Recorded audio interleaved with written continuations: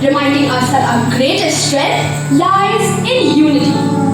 So, today, as we celebrate Prerna Diwas and the Day of Belongingness, we honor not just two remarkable birthdays, but a shared legacy of vision, unity,